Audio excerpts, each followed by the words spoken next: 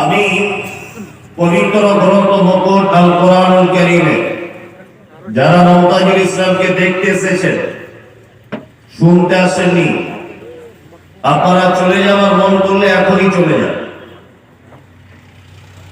এবং অনেক মানুষ আসে দেখতে, যে লোকটাকে দেখবো সোশ্যাল মিডিয়াতে দেখে বাড়ি চলে যাবে, এরকম কোনো নিয়ত রাখবেন না। আমি খুব জোর যদি হয় 1 ঘন্টা থেকে 1.5 ঘন্টা বেশি যদি হয় আলোচনা হবে, তারপরে আপনারা চলে যাবেন। পবিত্র আল কোরআনের খুব পরিচিত একটি সূরা, সূরাটির নাম হচ্ছে সূরা আল আরাফ। এই সূরার 3টি আয়াত আপনাদের সামনে তেলাওয়াত করেছি। প্রয়োজন বিশেষে আরো কিছু আয়াত তেলাওয়াত করব ইনশাআল্লাহ। প্রয়োজনে মুহাম্মদুর রাসূলুল্লাহ সাল্লাল্লাহু আলাইহি ওয়াসাল্লামের চরিত্র বিজ্ঞান থেকে কিছু কথা আলোচনা করব ইনশাআল্লাহ। প্রারম্ভে আমাদের একটা কথা জেনে রাখা খুব ভালো হবে যে আল্লাহ সুবহানাহু ওয়া তাআলা পবিত্র আল কোরআনে বলেন, নাহনু নাকুসসু আলাইকা হাসানাল কসাস বিমা আওহাইনা ইলাইকা হাযাল কোরআন।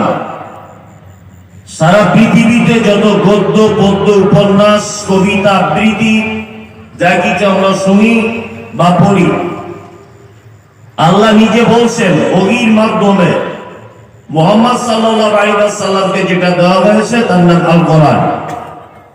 আমি কোরআন মাজিদের ভিতরে যে গল্প, যে উপন্যাস, যে কথা বর্ণনা করেছি, এর থেকে উত্তম কোন কথা, উত্তম কোন উপন্যাস, গল্প পৃথিবীর জমিনে আর কোন কিতাবে পাওয়া যাবে না। ওই জন্য আমি বলি যে পৃথিবীতে শিক্ষা যেগুলো মানুষ অর্জন করে, 1000 সিলেবাস অধ্যয়ন করে, 1000 সিলেবাস অধ্যয়ন করার পরেও একটা মানুষ তার জ্ঞানের পরিপূর্ণতা লাভ করতে পারে না। ওই জন্য শিক্ষা ডিপার্টমেন্টটাও, এখানে অনেক শিক্ষিত মানুষ আছেন, ভাগ করে দেওয়া আছে। মাধ্যমিক পাস করার পরে দেখবেন শিক্ষক মহল থেকে তাকে জানানো হয় যে তুমি কোন সাবজেক্ট নিয়ে পড়াশোনা করবে। হয় তুমি ইংরেজি নিয়ে পড়ো, হয় বাংলা নিয়ে পড়ো, নয় তুমি বিজ্ঞান নিয়ে পড়ো, নয় তুমি ভূগোল নিয়ে পড়ো, নয় তুমি অঙ্ক নিয়ে পড়ো। যে কোনো একটা সাবজেক্টের উপরে তোমাকে এগিয়ে যেতে হবে। কলেজের ক্ষেত্রে এটা হয় কি হয় না? হয়। আরেকটা কথা মাথায় রাখবেন, যে দেখবেন সবকিছুর মিস্ত্রি, সে কিছুই জানে না। কি বললাম বুঝলেন?